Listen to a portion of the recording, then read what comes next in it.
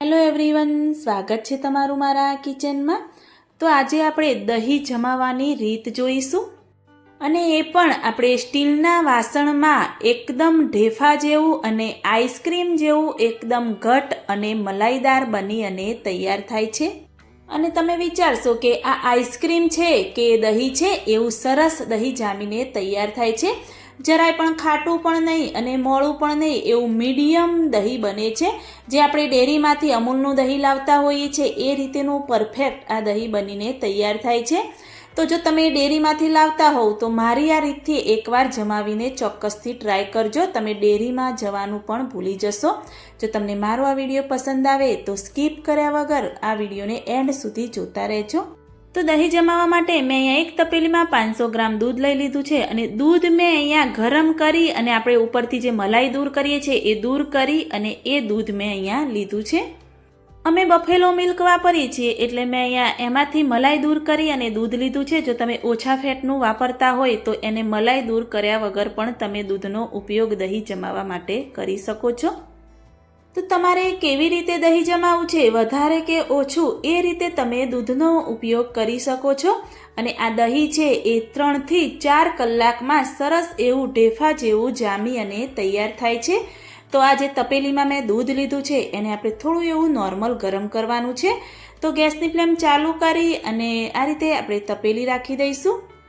તો મેં અહીંયા ગેસની ફ્લેમ એકદમ મીડિયમ રાખી છે અને આપણે ગરમ કરીશું અને આ રીતે ચેક કરતું રહેવાનું, એકદમ નોર્મલ ગરમ થાય ત્યાં સુધી જ આપણે એને ગરમ થવા દઈશું। તો દૂધ આપણું ગરમ થઈ ગયું છે તો ગેસની ફ્લેમ આપણે બંધ કરી દઈશું અને દૂધની તપેલીને આપણે નીચે ઉતારી દઈશું। તો મેં તમને કહ્યું કે સ્ટીલના વાસણમાં પણ એકદમ ઢેફા જેવું આઈસ્ક્રીમ જેવું મલાઈદાર ઘટ બની અને આપણું દહીં તૈયાર થશે। તો હું આ નાની એવી લોટી મારી પાસે છે તો હું એમાં દહીં જમાવીશ। રેગ્યુલર પણ હું આ નાની લોટીમાં જ દહીં જમાવું છું। તો બધું જ દૂધ આપણે આ લોટીમાં લઈ લઈશું અને દૂધ છે એ તમે જોઈ શકો છો કમ્પ્લીટ આપણું માપ પણ આવી ગયું છે। તો હવે એને જમાવવા માટે અંદર શું એડ કરીશું એ પણ હું તમને બતાવું। તો આપણે જે દહીં જમાવેલું હોય ઉપર થોડું એવું ખાટું એવું પાણી હોય એ અંદર આપણે એડ કરી દઈશું અને થોડું એવું દહીં પણ અંદર એડ કરી અને આ રીતે આપણે એને મિક્સ કરી લઈશું। ઘણા લોકોને દહીં જમાવતા હોય છે તો ઉપર થોડું એવું પાણી પણ વળતું હોય છે, આમાં જરાય પણ પાણી પણ નહીં થાય અને દહીં આપણું જામી અને તૈયાર થશે।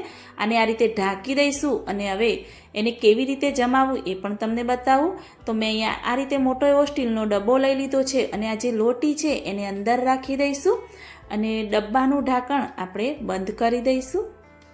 તેની પ્રોસેસ કરવાથી અંદર ગરમાવો દૂધને વધારે પડતો મળી રહે છે અને 3 થી 4 કલાકમાં દહીં જામી અને તૈયાર થઈ જાય છે। તમારે આ પ્રોસેસ ન કરવી હોય તો તમારી પાસે જો ઓવન હોય તો ઓવનમાં પણ રાખી શકો છો, સ્ટોર રૂમમાં ખૂણામાં કોઈ ગરમીનો ભાગ વધારે હોય ત્યાં પણ તમે રાખી શકો છો। તો હવે હું આ ડબ્બાને સ્ટોર રૂમમાં ખૂણામાં રાખી દઈશ, 4 કલાક માટે આપણે એને રાખીશું। તો 4 કલાક જેવું થઈ ગયું તો હવે આપણે જોઈ લઈશું દહીં આપણું કેવું થયું છે, પરંતુ હાલ આપણે એને ચેક નથી કરવાનું। આ રીતે ડબ્બો ખોલી અને જે લોટીમાં આપણે દહીં જમાવ્યું છે એને બહાર લઈ લઈશું। તો દહીં છે એને થોડું એવું આપણે સેટ કરવાનું છે, થોડું ઠંડુ બને અને થોડું ઢેફા જેવું બને એના માટે આપણે એને ફ્રીજમાં રાખી દઈશું। તો મેં અડધો કલાક માટે ફ્રીજમાં રાખ્યું હતું અને એકદમ સરસ કઠણ અને ઢેફા જેવું આપણું દહીં બની અને આ રીતે તૈયાર થયું છે। તમે જોઈ શકો છો કે જરાય પણ પાણીનો ભાગ પણ અંદર રહ્યો નથી, વળ્યો નથી। તો આ રીતે આપણે જે દહીં છે એને હું તમને એક બાઉલમાં કાઢીને બતાવું કે આઈસ્ક્રીમ જેવું આપણું દહીં બનીને તૈયાર થયું છે। તમે પણ વિચારશો કે આ દહીં બન્યું છે કે આઈસ્ક્રીમ બનાવ્યો છે। તો તમે જોઈ શકો છો કે એકદમ કઠણ ઢેફા જેવું આપણું મલાઈદાર ઘટ દહીં બનીને તૈયાર થયું છે। બહાર અમૂલનું દહીં લેવા કરતાં આ રીતે ઘરે બનાવશો તો એકદમ સસ્તું એવું દહીં પડશે। તમે પણ ડેરીમાંથી દહીં લાવવા કરતાં મારી આ રીતથી એકવાર ચોક્કસથી ટ્રાય કરજો અને મને કમેન્ટમાં જરૂરથી બતાવજો કે મારી આ રેસીપી તમને કેવી લાગી। જો સારી લાગી હોય તો મારી ચેનલને લાઇક, શેર, કમેન્ટ કરજો। મળીએ કોઈ એક નવા વિડીયો સાથે, નવી માહિતી સાથે, ત્યાં સુધી બાય બાય।